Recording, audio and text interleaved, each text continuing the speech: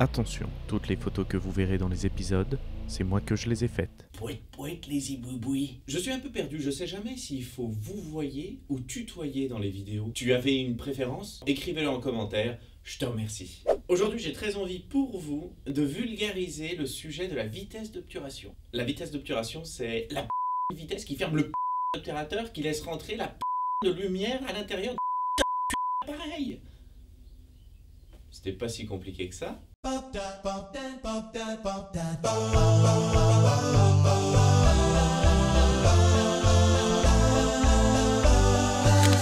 La vitesse d'obturation, c'est la vitesse à laquelle s'ouvre et se ferme l'obturateur. Normalement c'est moi qui fais la définition. Désolé, j'essaye de gagner en efficacité. Compte sur moi pour bien référencer ta vidéo. Bâtard. On l'appelle aussi le temps de pause. Et il se mesure en secondes, voire en fractions de secondes, tellement c'est rapide. Et il s'inscrit sur votre appareil, 1/250e, 1/60e, 2 secondes. Enfin, ce dernier, c'est vraiment si vous faites des pauses longues, et ça, on y reviendra. Pour l'instant, c'est la partie chiante. Eh bien, ça correspond au temps qu'on va laisser à la lumière pour rentrer dans l'appareil photo. Plus vous restez ouvert longtemps, plus il y a de lumière qui rentre, donc plus vous avez de chances que votre photo ressemble à un monochrome de Malevich. Ouais, j'ai de la culture, tu vas faire quoi? Et si vous avez la chance que la photo ne soit pas complètement cramée, eh bien vous aurez beaucoup de chances qu'elle ressemble à ça. Tout est flou.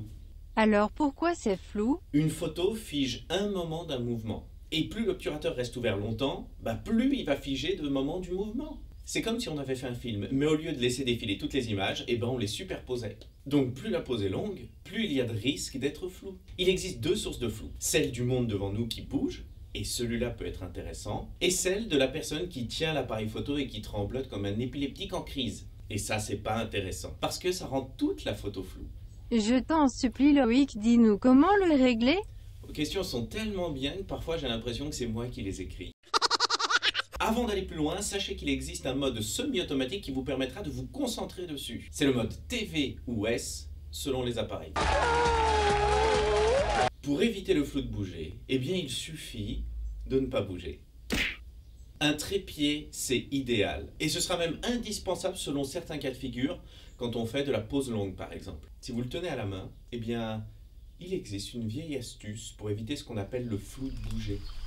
La légende raconte que le temps de pause ne doit pas descendre en dessous de la longueur focale. Stop. C'est quoi la longueur focale?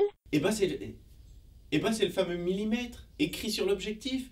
Comme je vous disais dans l'autre épisode, vous avez écouté ce que je disais? Non. 24-70 mm, c'est la capacité qu'a l'objectif de zoomer. Bon, on y retourne. Si vous prenez une photo 50 mm, pour éviter le flou de bouger, le temps de pause ne devra jamais descendre en dessous de 1/50e. Et si ça marche pas? Mais ça marche toujours. Vous savez pourquoi? Parce que la légende le dit. Et si vraiment ça marche pas, c'est certainement que le capteur de votre appareil photo n'est pas un plein format. Ce qui est d'ailleurs souvent le cas sur les appareils tout public. Et dans ce cas, il faudra juste multiplier par 1,5 votre longueur focale. Ce qui nous fait 50 mm fois 1,5. Je retiens 2, j'ajoute 3. Bah oui, ça fait 75. Ah ouais. Donc, faut pas descendre en dessous de 1/75e. Maintenant, concernant le flou du sujet sur la photo, ça dépend simplement de sa vitesse de déplacement. Les réglages ne seront évidemment pas les mêmes si on prend un marcheur ou un mec qui passe en moto. Et pour ça, la légende raconte qu'il n'y a pas de légende. Le mieux, ça reste quand même de faire ses propres essais. Parce que de toute façon, aujourd'hui, avec les grands capteurs, les moyens capteurs, les petits capteurs, les appareils stabilisés, non stabilisés, je fais comment, moi? Je dis quoi aux gens? Merde! Je vais mieux. Et maintenant, place au fun!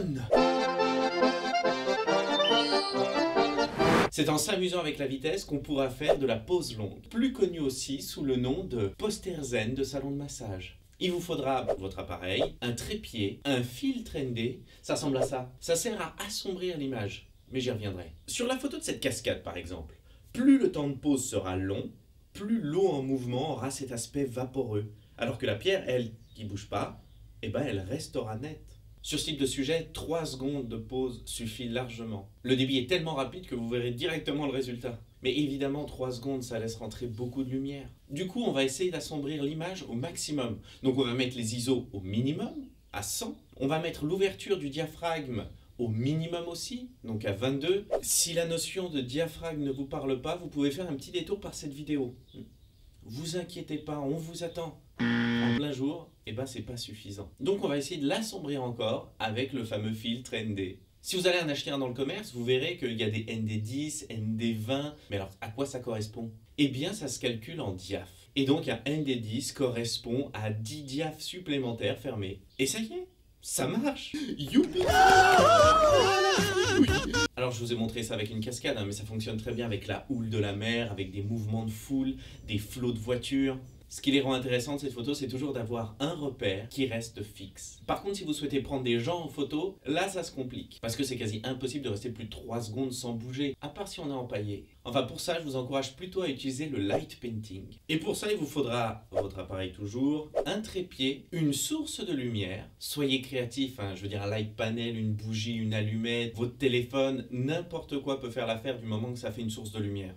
La logique des réglages sera la même, à savoir que là, on va pouvoir s'amuser à dessiner des décors, des personnes, des formes, et tout ça avec l'éclairage. Dans ce cas-là, plus la pose est longue, plus on aura de temps pour faire apparaître des éléments. Tips! Pensez à mettre la mise au point de votre appareil en manuel, sinon ça va être l'enfer. Double tips! Attention aux sources de lumière environnantes, genre lampadaires, ville au loin. Sur un temps long, elles finissent par cramer ou créer des halos de lumière assez disgracieux. Je pense qu'avec tout ça, vous avez de quoi vous éclater pour la prochaine fois où vous serez enfermé dans une cave avec une boîte d'allumettes, un trépied, un appareil photo.